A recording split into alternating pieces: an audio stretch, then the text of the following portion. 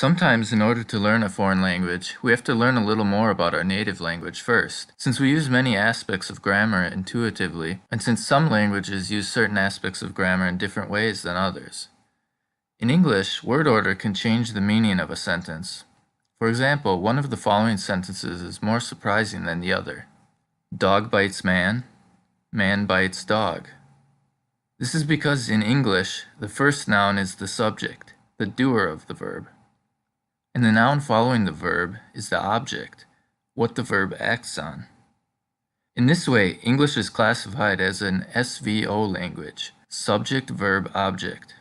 But Latin does not have a fixed word order. The words have to change form in order to tell us what role each word is playing. This might seem strange at first, but we also do this for some words in English. Notice we don't say, I give he the book. We change he to him because it is the recipient, which is also called the indirect object. He is only used when it's the subject. So we have seen that nouns can have three different kinds of jobs in the sentence so far.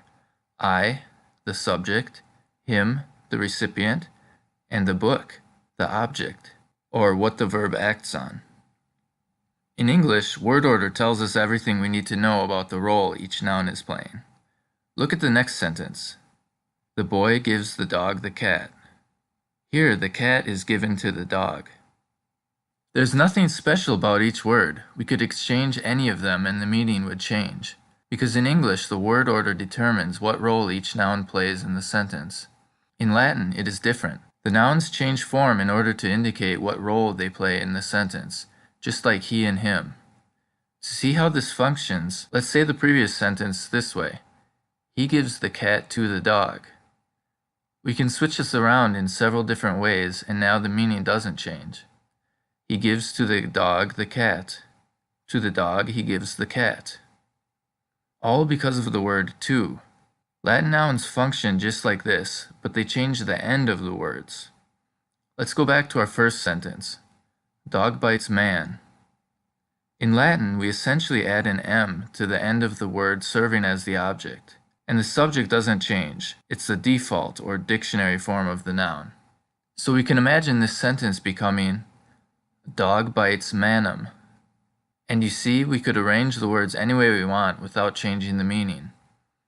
Manum dog bites. Bites manum dog. Dog manum bites. These would all mean the same thing, and each noun in the sentence would have a different ending depending on the role it is playing. This means that if we switch the M to dog, as in, man bites dogum, then the meaning switches to the more surprising sentence, man bites dog. Or, instead of he gives the cat to the dog, we could imagine this as, he gives catum doggo. Here the M signifies that the cat is what is being given, and the O on dog signifies that the cat is being given to the dog.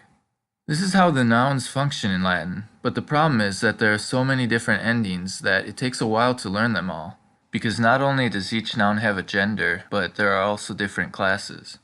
However, in my lessons on YouTube, you will acquire all these forms naturally through stories and simple sentences, which is much more fun than trying to memorize grammar tables. Here's a link to the playlist of easy Latin lessons.